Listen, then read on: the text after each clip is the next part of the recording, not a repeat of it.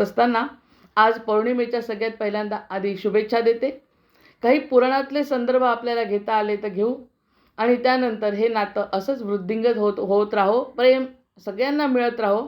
आपण जे अनेन प्रियताम देवो भगवान जानकीपती श्रीरामचंद्र पूर्वेशाम अस्माकं कुलदैवतम श्रोता वक्ता श्रीराम समर्थ असं म्हणून जे एकमेकांच्या समोर बंधनामध्येच असतो एक प्रकारच्या, ते जे बंधन आहे गोड असं बंधन, ते बंधन मान्य करून त्याचा अनुभव घेऊन आणि एकमेकांशी आता असलेलं नातं, हृदयातलं नातं जे आहे ते हृदयातलं नातं वृद्धिंगत व्हावं अशी त्या परमेश्वराच्या चरणी प्रार्थना करते. आज गंमत अशी आहे की रक्षाबंधनावर बोलत असताना आपल्याला 2 सण माहिती आहेत की दोन सण माहिती आहेत की या दिवशी कोळी लोकांचा सुद्धा सागराचा उत्सव असतो आणि आपला रक्षाबंधनाचा पौर्णिमेचा उत्सव असतो. तर तो जो सागरासंबंधीचा उत्सव असतो ना, त्यांचा बघतो की नाही जेव्हा आपण, तेव्हा खूप आनंद येतो. त्यांच्या ज्या आनंदाची भरती असते, तो म्हणतो जसा समुद्र फेसाळलेला मोठा असा भरती येते जशी समुद्राला, तशी भरती आम्हाला येते म्हणे. आम्हाला सुद्धा अशा प्रकारचं भरतं त्यांचं बघून आपल्याला येते. आता हे सुद्धा शिकवलेलं नसून सुद्धा आपण जर त्यांचे ते सण बघितले तर त्या सणाकडे बघून आपल्याला जो आनंद होतो तोच धागा मला आज पकडायचा आहे. याचं कारण आहे आणि प्रत्येक गोष्टीचं काहीतरी कारण असतं. त्या कारणामुळे आपण त्यामध्ये असं गुंतल्या जातो. ह्याचा आता आपल्याला शास्त्रोक्त आधार आणि पुराण संदर्भ आपल्याला मिळतात. मग आता याचा आजचा दिवस म्हणजे आपण बहीण भावांच्या प्रेमावर तर येणारच आहे, पण सगळ्यात पहिल्यांदा त्याचं महत्त्वाचा जो दिवस आहे तो आज आपले जगाचे पालनहार श्रीकृष्ण त्यांच्या मोठ्या भावाची बलरामाची जयंती आहे. जय जय रघुवीर समर्थ. जगाचा पालनहार प्रेमाचा अवतार श्रीकृष्ण पुढे जन्माला येतोच आहे अष्टमीला. त्याच्या अष्टमीला जन्माला येण्याच्या आधी भगवंताचा अवतार आपण साजरा करायला पाहिजे. योगमायेनी काय केलं? योगमायेनी आपल्या शक्तीनी देवकीनी 7व्या गर्भाचं रोहिणीच्या गर्भामध्ये संक्रमण केलं आणि बलरामाचा जन्म झाला. हे सगळे जन्म जर करून ठेवले नसते अशा प्रकारांनी तर आपल्या विश्वाचा आधार मिळाला नसता. ही योगमायेनी केलेली क्रिया आहे. आता योग वर्गामध्ये बोलण्याचा तर काही अगदी आनंद आहे या गोष्टीचा. ही योग मार्गाने क्रिया करून संक्रमण केलं आहे आणि रोहिणीच्या गर्भामध्ये आपल्या बलराम दादांचा जन्म झालेला आहे. त्याला संकर्षण विष्णूच्या, मी संबंध सांगते आहे आपल्या महासागराचा, संकर्षण विष्णूच्या चक्रव्यूह अवतारातला दुसरा अवतार मानलं जातं. संकर्षण, आता हे 4 व्यूह आहे, आपल्याला सगळ्यांना ज्ञान आहे त्या गोष्टीचं. चार जे अवतार महत्त्वाचे मानतो आपण, त्यातला श्रीकृष्ण, बलराम, प्रद्युम्न आणि अनिरुद्ध. प्रत्येकाचं कार्य वेगवेगळं आहे. नाव जसं घेतलं त्या नावाप्रमाणे आपल्याला आनंद देणारं ते नाव आहे, ते कार्य करणारं नाव आहे. त्यातलं दुसरं जे नाव आहे बलराम, ते संकर्षण आहे. ते संकर्षण रूप आहे. संकर्षण विष्णूच्या चक्रव्यूह अवतारातलं दुसरा अवतार आहे. श्रीकृष्णाबद्दल बोलतो, प्रद्युम्नाबद्दल बोलतो, अनिरुद्धाबद्दल बोलतो. आज बलरामाचा दिवस आहे आणि बलराम हा शेषनागाचा अवतार आहे. श्रीकृष्ण आता त्या काळामध्ये जेव्हा त्याचा जन्म झाला तेव्हा श्रीकृष्ण आणि हनुमान, पुढे येणारा श्रीकृष्ण आणि हनुमान सोडून कोणालाच एवढं बल नव्हतं जेवढं बलरामांमध्ये बल आहे. म्हणजे आपण म्हणतो भगवंत स्वतः तो स्वतःच आहे. त्याच्यासारखा त्यांनी मागच्या जन्मी अवतार घेतला लक्ष्मणाचा आणि लक्ष्मण अवतारामध्ये रागावले आणि म्हणाले या जन्मात मला लहान केलं, मी ऐकणार नाही पुढच्या जन्मात त्याला मोठं केलं भगवंतांनी, पण तरीसुद्धा अधिकार भगवंतांनाच. जय जय रघुवीर समर्थ. काही झालं तरी भगवंत ते भगवंतच राहतील. तरीसुद्धा शेषनाग हा श्रीकृष्ण आणि हनुमानांना सोडून कोणातच एवढं बल नव्हतं जेवढं बलरामांना बल आहे. मग आता कीचक, जरासंध आणि भीम, दुर्योधन हे दोघंही त्याला आवडत होते. आश्चर्य आहे की नाही या सगळ्या गोष्टींचं. दोघंही हे जे त्याच्या हाताखाली वाढलेले, म्हणजे ते गुरु ज्याचे आहेत असे कीचक, जरासंध, भीम, दुर्योधन हे सगळे योद्धे शक्तिशाली. पण बलरामच त्याचा असून सुद्धा तो निरपेक्ष राहायचा प्रयत्न त्यांनी केला. ह्या युद्धामध्ये मला निरपेक्ष राहायचं आहे, म्हणजे भगवंताच्या समोर काहीच चालत नाही कोणाचं. त्याला युद्ध होऊ नये असं वाटत होतं. का? कारण की हा दुर्योधनही माझा आणि पांडवही माझा. भगवंतांनी काय केलं विवेकानी की पांडवांचा जय दिला आणि कौरवांचा अधर्माचा नाश केला. पण हे मला मान्य नाही म्हणाला, कारण रागीट आहे. विवेकाचं थोडंसं कमतरता आहे. तो एवढासा जरी कमतरता असला तरी भगवंताचा मोठा भाऊ असला तरी भगवंत मानत नाहीत. भगवंत म्हणतात तू मोठा भाऊ आहे, मी तुला मान देतो, पण तुला जो विवेक पाहिजे होता तो नाही, कारण धर्माचं युद्ध होणं आवश्यक आहे. असा हा बलराम आहे की ज्या ठिकाणी भगवंताला त्यांनी विरोध केला की भगवंता युद्ध टाळा, गोष्ट खोटी आहे म्हणे, तुम्ही जाता संधी करता ते सगळं खोटं आहे, तुम्हाला युद्ध व्हावं असं वाटतं म्हणजे. आणि मला अजिबात वाटत नाही. माझा दुर्योधन फार चांगला आहे, माझा दुर्योधन लाडका शिष्य आहे. अरे एखाद्या गुरुच्या समोर जर एखाद्याने चांगलं प्रदर्शन केलं, गुरुचा लाडका होतो. आवश्यक नाही आहे का फक्त पांडवच लाडके असतील. अरे त्यांना काही माहितीच नाही पुढचं. अधर्म धर्म न्याय नीती हे न जाणता केलेला निर्णय असल्यामुळे पांडवांच्या युद्धामध्ये धर्मयुद्धामध्ये निघून गेले संकर्षण, म्हणजे आपले बलराम दादा. आणि त्याचा संबंध आता सांगते. बलराम दुर्योधन आणि दोघांचेही गुरु आहे.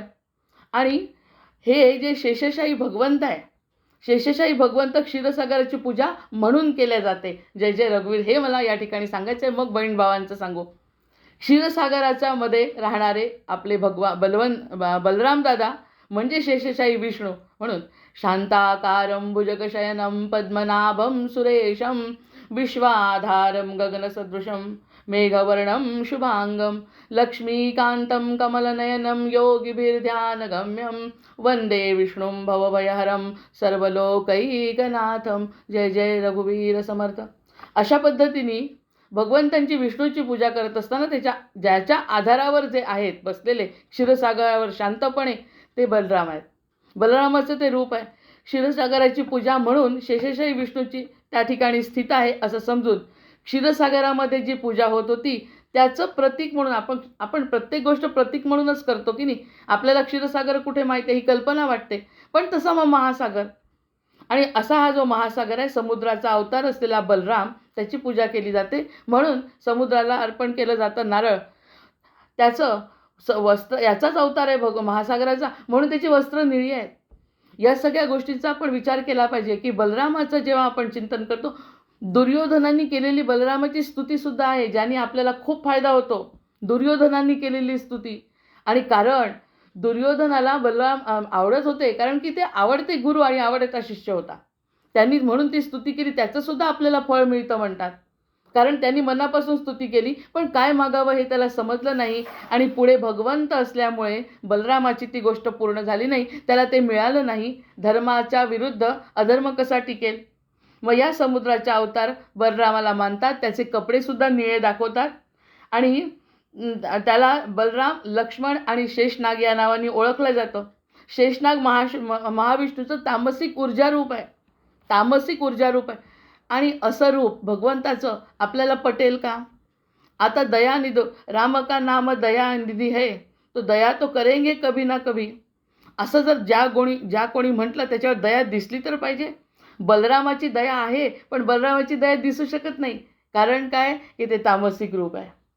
भगवंताचंच रूप आहे, तामसिक आहे. मागच्या जन्मात लहान होता, दाबून ठेवलं त्याला, त्यांनी सेवा केली. आता सांगितलं दादा मी ऐकणार नाही, मला मोठं व्हायचं आहे. मोठं केलं तरीसुद्धा ऐकलं नाही. याच्यातून खूप मोठा संकेत आपल्याला मिळतो बरं. नंतर तामसिक ऊर्जा रूप आहे. लक्ष्मी, गरुड, हनुमान, नारद, सुदर्शन चक्र, भूमाता हे सुद्धा याचेच आहेत ना लक्षणं सगळे. शेषनाग स्वतः विष्णूचं एक अंशरूप ऊर्जा आहे. ते सगळे त्यांचे काय आहेत, त्यांच्या सोबत आहे बघा. म्हणजे याचं महत्त्व किती आहे शेषनागाचं, की लक्ष्मी, गरुड, हनुमान, नारद, सुदर्शन चक्र, भूमाता हे सुद्धा कायमच विष्णूजवळ असतात की नाही. म्हणजे आपल्याला किती विष्णूच्या जवळ जायचं आहे, किती भगवंताच्या जवळ जायचं आहे हे जर जीवांनी ठरवलं तर आपल्याला या सगळ्या माहितीतून भगवंताची लीला कळणार आहे. लक्ष्मी, गरुड सगळे त्याच्याजवळ असतात. लक्ष्मी, गरुड, हनुमान, नारद, सुदर्शन चक्र, भूमाता हे सगळे लक्ष्मीच्या सोबत असतात, विष्णूच्या सोबत असतात. पण शेषनाग काय आहे, शेषनाग हा स्वतः विष्णूचा अंशरूप अवतार आहे. जय जय रघुवीर समर्थ. म्हणून पण लहान भाऊ आहे, त्याचा अवतार आहे, त्याचा अंश आहे, गरुडापेक्षा महत्त्व आहे. हे सगळं जरी असलं ते कर्मणो गहनो गती, कर्माची गती गहन असते. म्हणून तो रामाच्या अवतारात लहान भाऊ झाला आणि कृष्णाच्या अवतारात मोठा भाऊ झाला. आणि मोठ्या अवतारात सुद्धा त्याचं कोणी ऐकलं नाही. आणखी एक आश्चर्याची गोष्ट आपल्याला माहिती होते, माहिती असेल सगळ्यांना, मला माहिती नव्हतं. त्याचाच कलियुगामधला अवतार आहे भक्त पुंडलिक. जे आपण विठ्ठलाशी नातं जोडल्या गेलं आहे, विठ्ठलाचा जो अवतार झाला आहे तो भक्त पुंडलिकामुळे झाला आहे. मग हे सगळे जर त्याचे रूप ऐकले तर आजची त्याची जी जयंती, आजचा त्याचा जो जन्मदिवस आहे तो खरंच किती मोठा आहे. भगवंताचा मोठा भाऊ आज जन्माला आलेला आहे आणि अशा मोठ्या भावाचे चांगले गुण, सगळे सद्गुण भगवंताचाच अंश आहे. त्यामुळे हे सगळे गुण त्याच्यामध्ये आहेत आणि तरीसुद्धा त्याच्यामध्ये एक गोष्ट कमी आहे, तो भगवंत नाही आहे. त्यामुळे त्याला आपण अशा पद्धतीने पूजा करतो. श्रीकृष्णाशी मतभेद झाले, युद्धाच्या विरुद्ध भूमिका केली, दुर्योधन आवडता मित्र आहे. मग आता अशा वेळी पांडव त्यांचा अवतार कसा झाला, दुःखी होऊन महाभारत युद्धातून निघून गेले. मला असं वाटतं ते जर त्या ठिकाणी थांबले असते तर भगवंतांना काहीतरी सांगितलं असतं. आपल्याला असं वाटतं मोठा भाऊ आहे, तुम्ही मला अधिकार दिला आहे, मग अधिकार दिल्यानंतर मला युद्धामध्ये बोलायचं आहे आणि रागीट तर आहेतच, मला सगळं सांगायचं आहे. त्याच्यामुळे भगवंतांनी त्याला अशी बुद्धी दिली की तू महाभारत युद्धाच्या वेळी येऊच नको. यावेळी तो निघून गेला तीर्थयातल्या रागाने की कृष्ण आपला ऐकत नाही. म्हणजे तो जर इथे असता तर निकाल वेगळा होण्याची शक्यता होती. कृष्णाने त्याला बाहेर पाठवून दिलं. 18व्या दिवशी तो पुन्हा आला युद्धाच्या, वापस आला. त्याला काही करमलं नाही. 18व्या दिवशी तो वापस आला. वापस आल्यावर त्याच्या लाडक्या भीमाचं आणि दुर्योधनाचं युद्ध चालू होतं. आता तर त्याचा इतका संताप झाला, युद्ध जाऊ दे झालं, कौरव पांडवांचं युद्ध झालं. आता माझा लाडका, सगळ्यात लाडका दुर्योधन आहे, त्याला मारतो. बरं, नुसतं युद्ध नाही सुरू, सगळ्याच गोष्टी गोंधळ आहेत. सगळ्या कृष्णाच्या बाबतीत विचार केला तर सगळा गोंधळ आहे, आपल्या डोक्याच्या पलीकडच्या आहेत गोष्टी.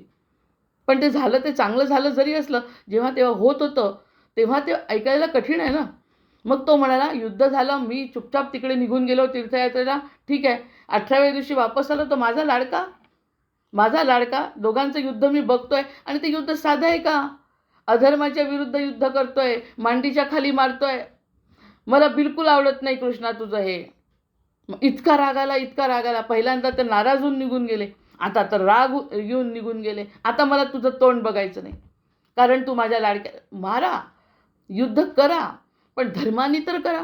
इकडे म्हणतात धर्मयुद्ध आहे आणि माझ्या लाडक्या शिष्याला, मला अर्जुनही आवडतो, मला भीमही आवडतो, पण युद्ध करताना माझ्यासाठी सगळे सारखे, कारण मी त्यांचा गुरु आहे आणि गुरुला सगळे शिष्य सारखे असतात. माझा दुसरा शिष्य चांगला आहे, तो चांगली कामगिरी करतोय आणि तू त्याच्या मांडीवर प्रहार करतो, अधर्माने मारतो. मला हे मान्य नाही. पुन्हा रागा. कसले ऐकतात कृष्ण, पण कृष्ण का ऐकत नाही म्हणून ते कृष्ण आहेत आणि बलराम का रागवतात म्हणून ते बलराम आहेत.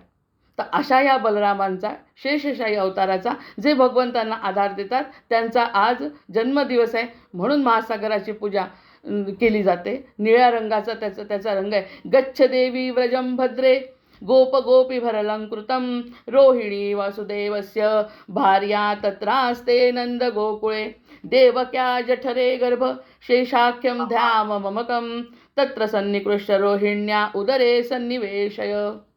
आता भगवंताचं जेव्हा आपण उदाहरण घेतो तेव्हा बलरामांचा आठव करणं हे आपलं कर्तव्य आहे. असे दाऊ भैया म्हणजे श्रीकृष्णाचे मोठे भाऊ, त्यांचा आज जन्मदिवस आहे आणि तो जन्मदिवस, त्यांचं जीवनचरित्र बघितल्यानंतर कळतं की त्यांच्या जीवनचरित्रामध्ये त्यांना जे मिळालं नाही, ज्यांना जे दिलं नाही, म्हणून कृष्ण मोठे ठरले. आधी लक्ष्मणांनी सेवा केली म्हणून राम ठरले मोठे. या ठिकाणी ऐकलं नाही तरी कृष्ण ठरले मोठे. जय जय रघुवीर समर्थ. कारण भगवंत ते भगवंत आहे, एकमेवा द्वितीय असे भगवंत आहे. त्याचा अंशरूपाने जो बलराम प्रगट झाला आहे, त्या बलरामाला आज आपण आजच्या दिवशी नमन करू आणि त्याचे सुद्धा आशीर्वाद घेऊ. दुर्योधनाने त्याचं जे स्तोत्र केलं आहे ते जर कुणाला मिळालं ते वाचावं. अतिशय सुंदर परिणाम आपल्याला येतात. कारण आपण काय गोष्टी मागतो ते न मागता केलेली जी स्तुती आहे ती स्तुती दुर्योधनांनी केलेली आहे. त्याच्यामुळे दुर्योधनाचा मोठेपणासुद्धा त्या ठिकाणी सिद्ध होतो आणि म्हणूनच बलराम त्याच्याकडे आकर्षित होत होता, आवडता शिष्य होता. तरीसुद्धा त्याची सगळी राख झाली. पण राख होत असताना सगळं कृष्णाच्या समोर झालं. त्यामुळे या सगळ्या महाभारताला विशेष महत्त्व आहे. आपल्यासारख्यांचं भांडण नाही आहे ते भांडण धर्म अधर्म धर्माचं भांडण, आणि त्याचा साक्षीदार करता करविता कृष्ण आहे. आणि जरी त्याचा मोठा भाऊ असला तरीसुद्धा या सगळ्या गोष्टी त्याला सहन कराव्या लागल्या. जय जय रघुवीर समर्थ. या ठिकाणी आपण आजचा दिवस जो आहे रक्षाबंधन आणि नारळी पौर्णिमा, तर नारळी पौर्णिमेचं जे पहिला भाग आहे तो बघितला, बलरामांचं चिंतन केलं. आता ही जी परंपरा आहे, ही परंपरा आपली प्रेमाची परंपरा, कोणत्या तरी धाग्यात कुणाला तरी बांधायची परंपरा पुराण काळापासून आहे. येन बद्धो बली राजा दानवेंद्रो महाबला तेन त्वामभिव धामी रक्षे माचल माचल रक्षे माचल माचल येन बद्धो बली राजा. आता यापणे आधारे प्रथमे. आता या ठिकाणी ना आपण सगळ्यात पहिल्यांदा आपण सगळ्या नवग्रहांना शांत करू एका श्लोकामध्ये. आजची पौर्णिमा आहे.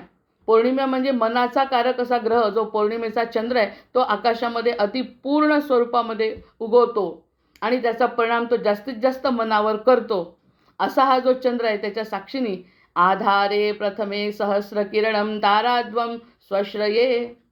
आधारे प्रथमे सहस्र किरणम ताराद्वम स्वश्रये माहेयं मणिपूरके हृदिबुधं कंठे च वाचस्पतिं भ्रूमध्ये भृगुनंदनद्दिनमणे पुत्रं त्रिकूटस्थले नाडीर्मर्मसुराहुके तुगुलिका नित्यं नमामयायुषे.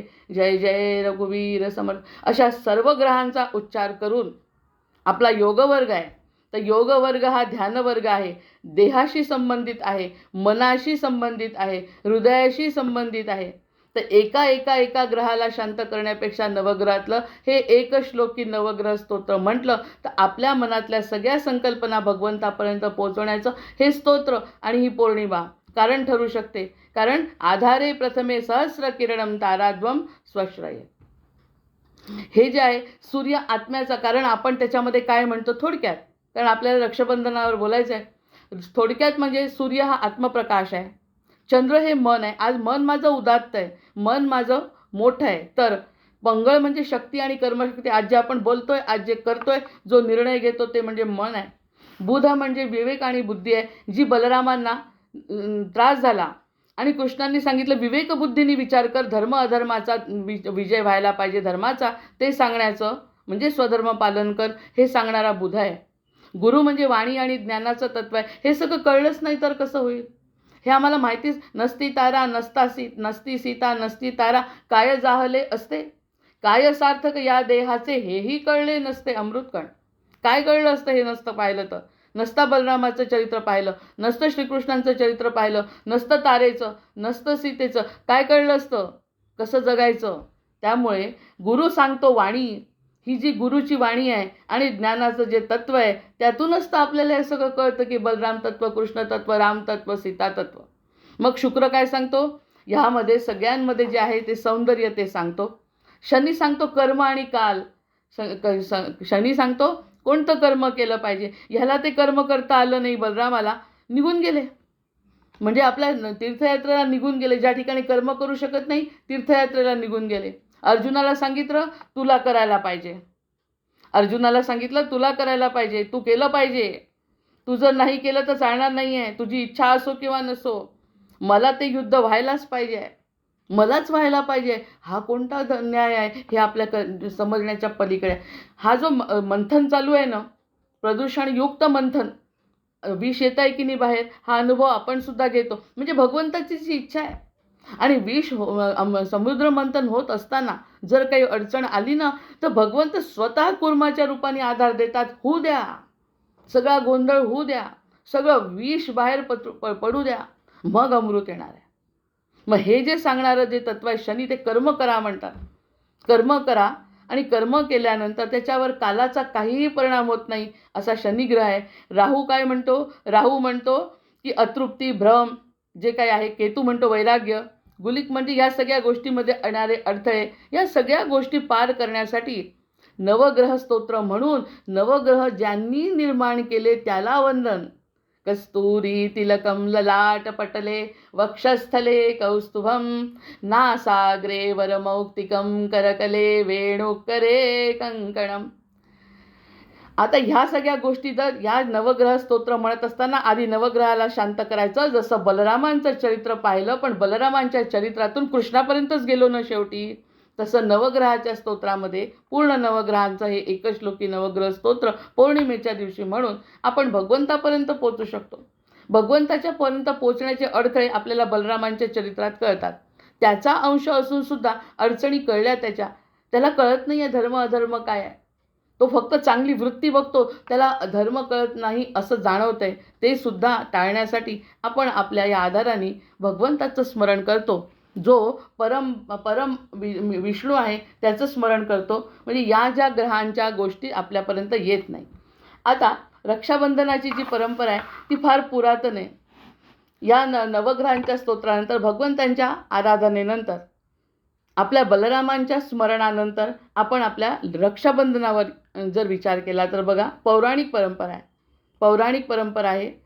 मला माझी आई म्हणायची की ही राखी आपली नाही म्हणायची, म्हणजे आपला हा सण नाही असं म्हणायची. आणि आम्हालाही वाटायचं हे इतक्यात आलेलं तंत्र आहे, म्हटलं 10 वर्षामध्ये 20 वर्षामध्ये तयार झालेलं हे उत्तर भारतीयांचा सण आहे, वाईट नाही आहे. पण असं मला वाटायचं आणि आई आमची असंच म्हणायची.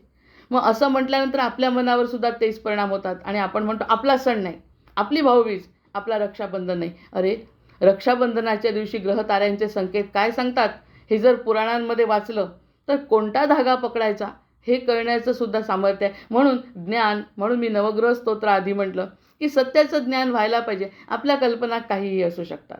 आपल्याला लहानपणापासून ज्या संस्कारात आपण वाढलो त्याप्रमाणे संस्कार असू शकतात. खरे खोटे हा प्रश्न नाही, पण सत्य आपल्याला कळलं पाहिजे. मग आता ही रक्षाबंधनाची जी परंपरा आहे पौराणिक आहे. आणि या रक्षाबंधनाच्या दिवशी म्हणण्यात येणारा जो श्लोक आहे ना, तो श्लोकच मुळात पौराणिक आहे.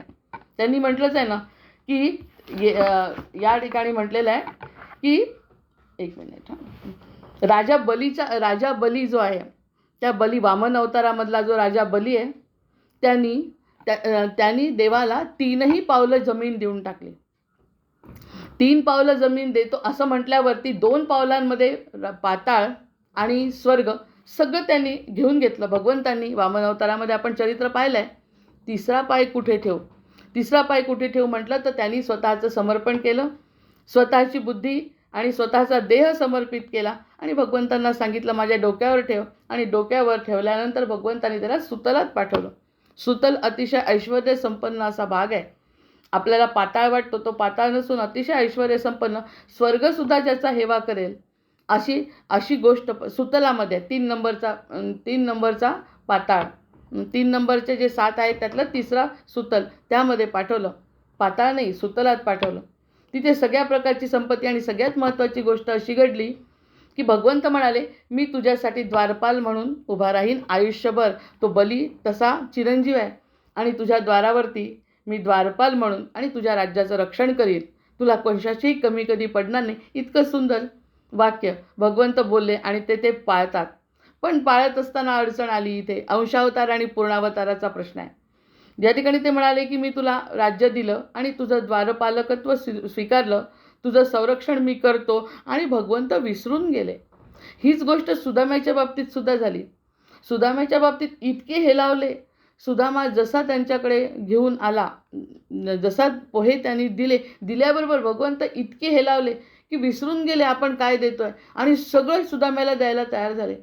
सगळं आपल्याजवळ आहे. ऐश्वर्य म्हणजे माझं स्वतःचं सुद्धा ऐश्वर्य, माझी माझी द्वारका, सगळं तुला देतो म्हणे. प्रेमामध्ये आंधळीत झाले जणू काही.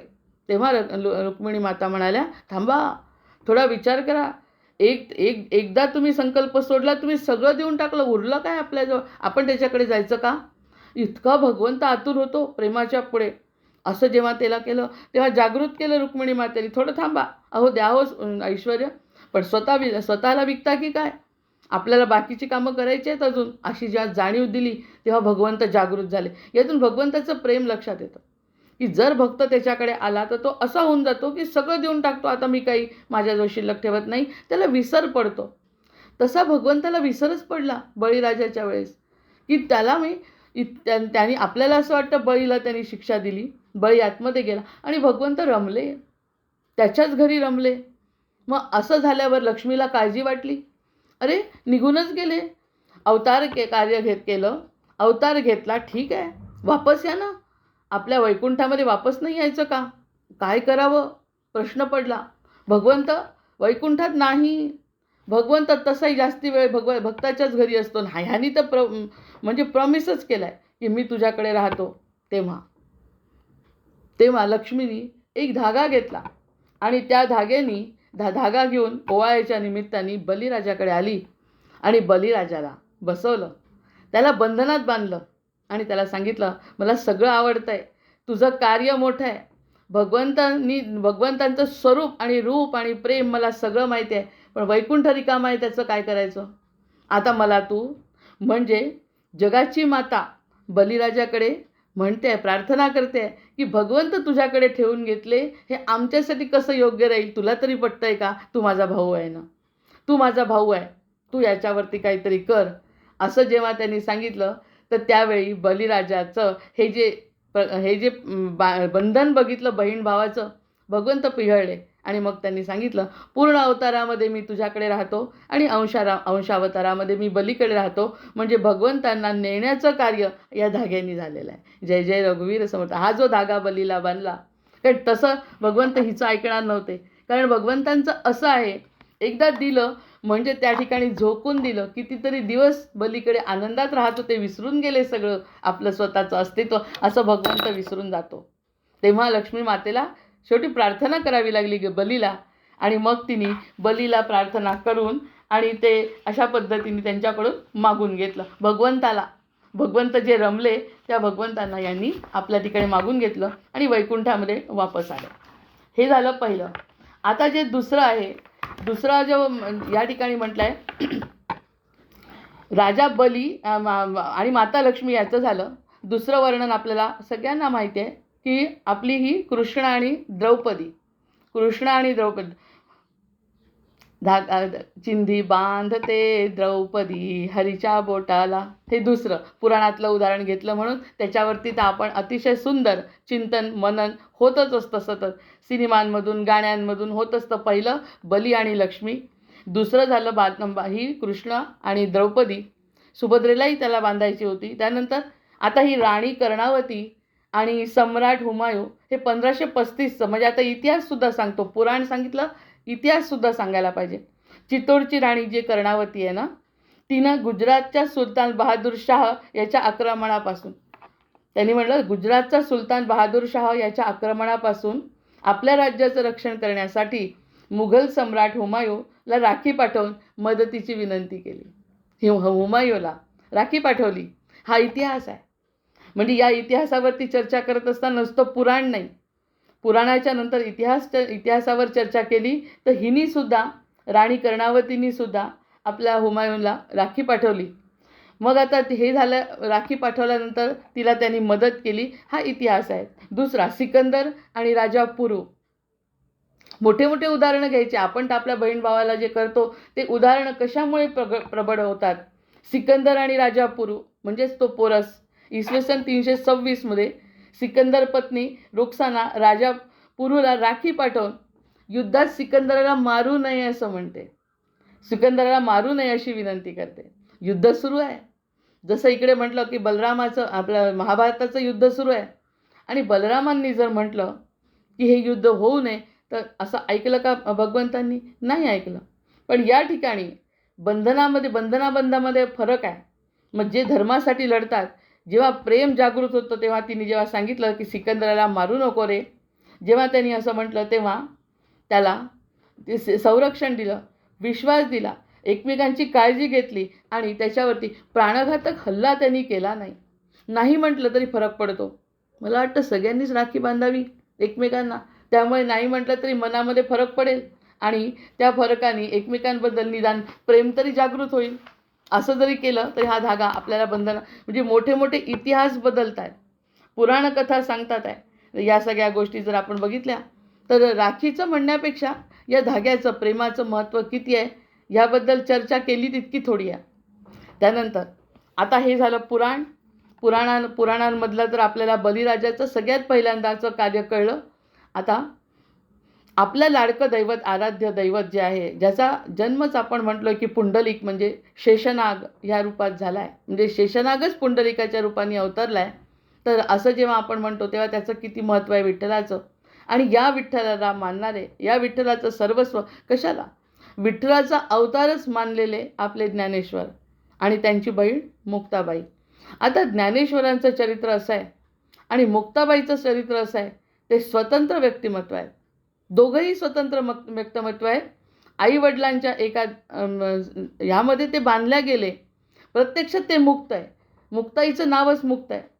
आणि ज्ञानेश्वर ज्ञानसंपन्न आहे. सोपान हा ज्ञानाचा सोपान चढणारे त्यांचे गुरु आहेत. नावही कसे आहेत बघा यांचे. आणि ते सगळे भगवंताचे अवतार आहेत.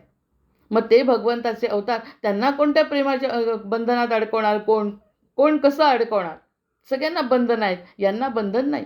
बंधनमुक्त भगवंत जसा राम आणि बलराम आणि कृष्णामधला कृष्ण, तसा हा जो आहे हा कुणाला बांधला जाणार आहे. हा बांधला जातो तो उखळाला, ते सुद्धा बंधन म्हणावं यशोदेचं. यशोदेनी कितीही बांधायचा प्रयत्न केला, बांधला गेला नाही.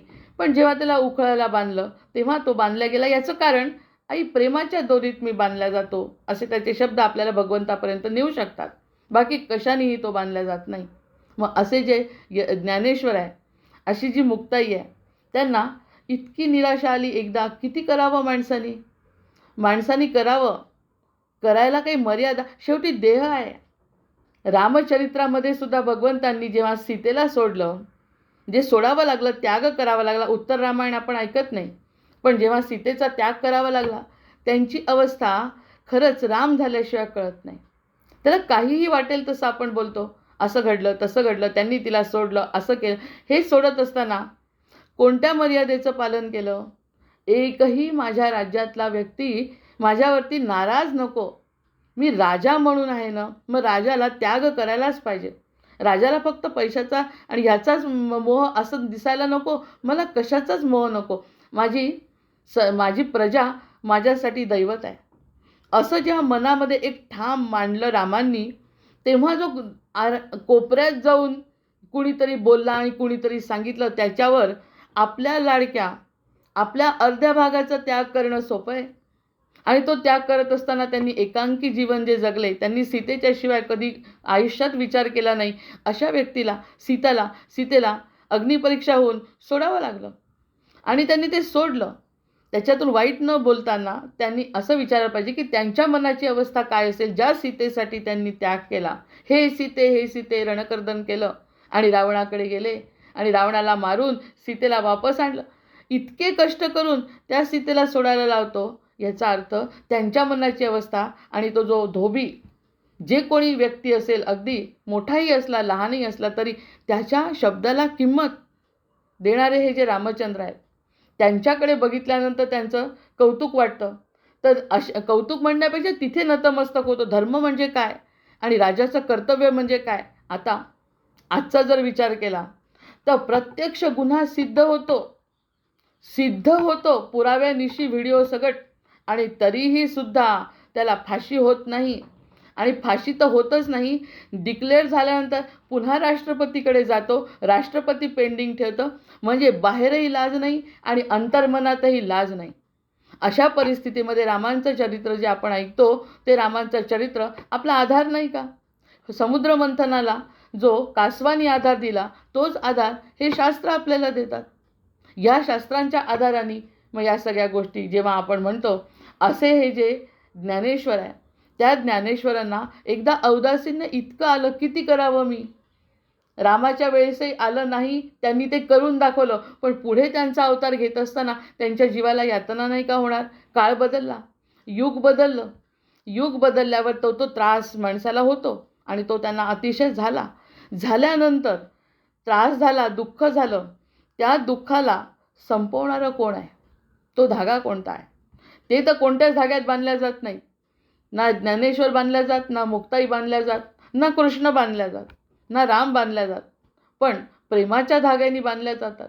मुक्ताई म्हणाली की मी तुझी आई समज, मी तुझी बहीण म्हणाली काहीच नाही. त्यातून आपण अर्थ काढायचा की मुक्ताई त्यांच्यासाठी कोण ठरली. जसं रामांना औदासीन्य आलं, योगवसिष्ठ सुरू आहे, वसिष्ठ त्यांना सांभाळून घेत आहेत. वसिष्ठ गुरु आज्ञा करतायत, तुम्हाला असं करायचं सांगणारे आहेत वसिष्ठ. या ठिकाणी कोण?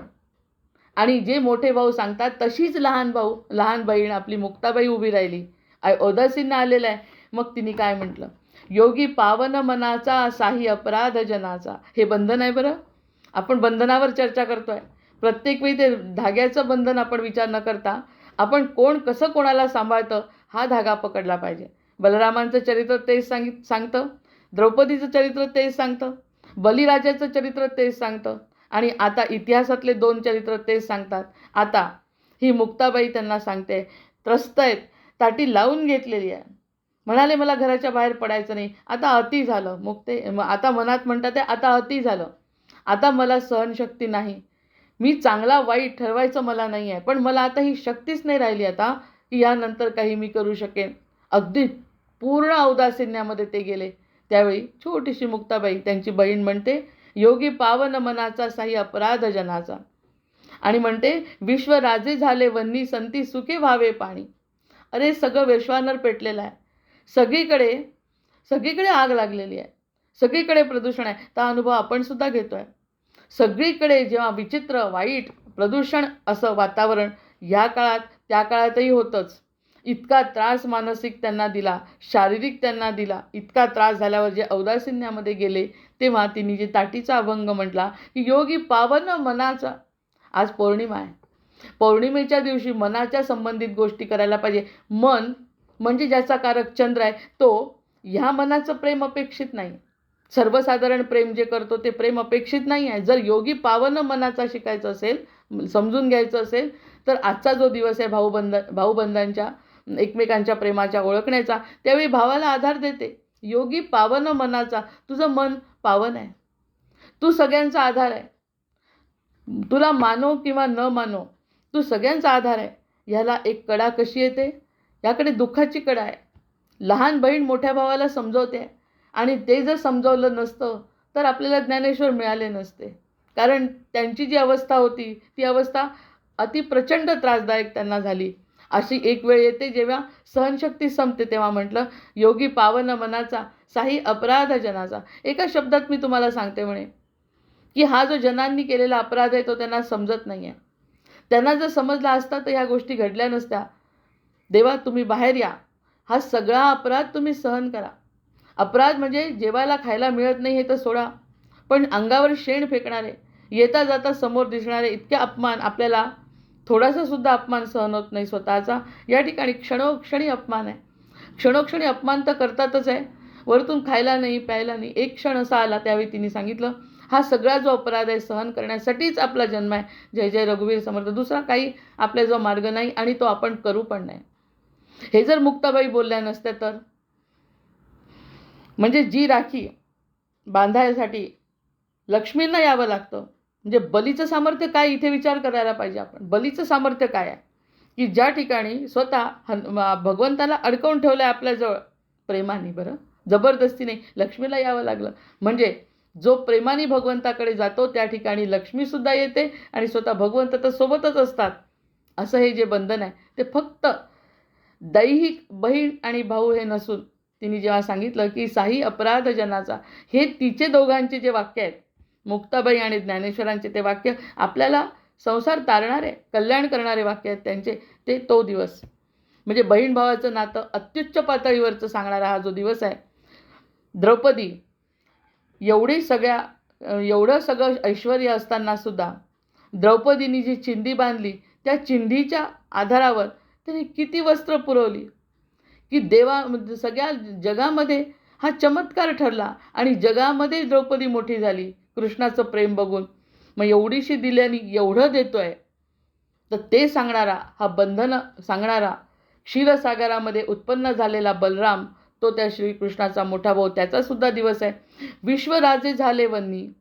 हे जे आहे ना, नुसतं एक व्यक्ती नाही हो, जे जे तुमच्या संपर्कात येतात ना ते सगळे काटेच टोचतात, काटेच देतात आहे. हे मला माहिती आहे म्हणते ते बाहेर उभे राहून ताटी बंद करून बसले आहेत ते. त्यांनी सांगितलं विश्वराजे झाले वन्नी संती सुखे व्हावे पाणी. आणि तुमच्या हृदयाने, तुमचं जे शीतल हृदय जे आहे तुमचं पूर्वीच आहे म्हणूनच तर तुम्ही हे सगळं करताय. पण आता जे तुमच्या मनातलं सगळं निघून गेलं आहे तुमच्या मनामध्ये दुःख, तुमच्या मनामध्ये औदासीन्य आलेलं आहे. मग अशा वेळी तुम्ही काय करा, तुमचं जे हृदय आहे त्या हृदयातल्या पाण्याने या वन्नीला विझवा म्हणते. हा जो पेटलेला वनवा आहे, मानो किंवा न मानो, कोणी मानो किंवा न, आपल्या हृदयाने हा वणवा जो लागलाय तो तुम्हाला पेटवायचं कार्य तुम्हाला करायचं आहे. सांगणारी कोण आहे? सांगणारी त्यांची बहीण आहे. मग या म्हणून हे मानसिक औक्षण नाही का झालं त्यांचं? मानसिक आधार, ज्यावेळी कितीही मोठा व्यक्ती असला त्याला आधाराची जेव्हा गरज असते त्यावेळी जो आधार त्याला मिळतो काडीचा, आणि ही काडी नाही आहे मुख्य म्हणजे मुक्ताबाई स्वतः मुक्त आहे. आणि अशा मुक्ताबाईंनी त्यांना दिलेला आधार, नैराश्यातून बाहेर आले आणि ताटी उघडली आणि मग विवेकाची राखी त्यांना बांधली असं आपण आता म्हणायचं. म्हणून जास्तीत जास्त शेअर आपल्याला पोस्ट आपल्याला मुक्ताबाई आणि ज्ञानेश्वर यांच्या दिसतात, कारण आपण पुराणापेक्षा या गोष्टींना महत्त्व देतो. आपल्याला जे संबंधित आहे इतक्यात घडलेल्या आहे त्या. मग तिने कोणती राखी बांधली असेल यावरती आपण जर चिंतन केलं, त्याचं पुन्हा तसंच चिंतन होऊ शकतं की जेव्हा ज्याला गरज आहे ते काम करण्याचं कार्य या राखीनी, या बंधनानी, या मुक्तेनी केलं आहे. नाही तर आपल्याला तो पावन मनाचा योगी मिळाला असता ही भगवंताची लीला आहे. तो आणखी वादाचा मुद्दा नाही ठरवायचा आहे. ज्या ठिकाणी ज्याची गरज आहे ते गरज मुक्तांनी पार केली. म्हणून मानसिक आध्यात्मिक असं हे जे रक्षण आहे ते रक्षण तिने केलं आणि नैराश्यातून त्यांना बाहेर झालं. शब्दशस्त्र झाले क्लेश. नंतर संती मानावा उपदेश. तिने एकच 4 ओळी म्हणते, कारण माझी याची बॅटरी आज काय माहिती कशी काय डाऊन झाली आहे. शब्दशस्त्र झाले क्लेश. आता हे जे आहे ना ते शब्दांनी तुम्हाला घायाळ केलं आहे. 2च ओळी त्यांच्या दिल्या की मग आपल्याला राखीचं महत्त्व कळेल. ह्या शब्दांनी तुम्हाला घायाळ केलं आहे, लोकांच्या कृतीने तुम्हाला घायाळ केलं आहे. त्या मानाने आपण बरेच सुखात आहोत. आपल्याला खायला प्यायला मिळतं, मान मिळतो, सन्मान मिळतो. आपल्याला जे करायचं ते स्वातंत्र्यसुद्धा आहे. पण हे स्वातंत्र्य असताना विवेक आपल्या मनामध्ये असेल तर आपण भगवंतापर्यंत पोचू शकतो. बलरामाचं चरित्र ऐकल्यानंतर आपण भगवंताचा मोठा भाऊ जसा वागला तसं आपल्याला त्याचा संबंध समजू शकतो. म्हणून हा विवेक म्हणजे एक प्रकारची राखी. विवेक म्हणजे भगवंताशी लावलेलं आपलं बंधन आहे. शस्त्र शब्द झाले क्लेश, संती मानावा उपदेश. पण संतांनी तो उपदेश मानावा की आपल्याला हे करायचं आहे. असं आपल्या पण जीवनात घडतं. काहीतरी चांगलं करायला गेलं की पाय खेचणारे आणि असं काही खरं नाही आहे असं म्हणणारे लोक आपण आपल्या आजूबाजूला बघतो. तेव्हा संतांचा उपदेश लक्षात ठेवून हे बंधन जे आहे ते बंधन भगवंताशी आपण जर मनाने बांधलं तर आपल्याला एक प्रकारची जी ऊर्जा मिळते. आणि मग ते संकर्षण, प्रद्युम्न, अनिरुद्ध आणि श्रीकृष्ण हे जे त्यांचे 4 अवतार आहेत ना, त्या 4 अवतारांचं वर्णन आपल्या हृदयामध्ये आपण करू शकतो. आपणच ती शक्ती होतो. विवेकाची शक्ती, बुधाची बुद्धी, हे सगळं आपल्यामध्ये निर्माण होऊ शकतं ते बंधन. आता साधं बंधन आणि साधा दोरा, बहीण भावांचं बंधन इतकाच नसून तो भगवंताला लावलेलं हे प्रेमाचं बंधन आहे. संती मानावा उपदेश, विश्व परब्रह्म दोरा. मग तिने सांगितलं, तेव्हाच सांगितलं, विश्व परब्रह्म दोरा ताटी उघडा ज्ञानेश्वरा. आता ज्ञानेश्वरांची ताटी उघडणं म्हणजे मायेमध्ये आणणं नसून मायेसाठी जगणं आहे. आपण ताटी उघडली, आपल्याला निराशातून बाहेर काढलं, ताटी उघडतो, पुन्हा संसारामध्ये रमतो. त्यांनी ताटी उघडली आणि ताटी उघडल्यानंतर मायेत राहून ब्रह्माचा पसारा मांडला. अशा पद्धतीने विश्व ब्रह्म झाले दोरा.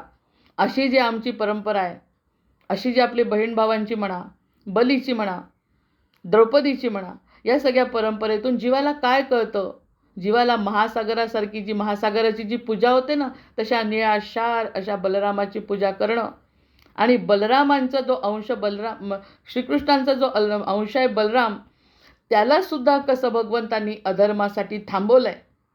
त्यालासुद्धा म्हणजे एकाच आईवडिलांच्या पोटी येऊन सुद्धा मोठा भाऊ होऊ सुद्धा श्रीकृष्णाच्या समोर काही त्याचं चालत नाही कोणाचं. याचं कारण श्रीकृष्ण म्हणजे धर्म आहे.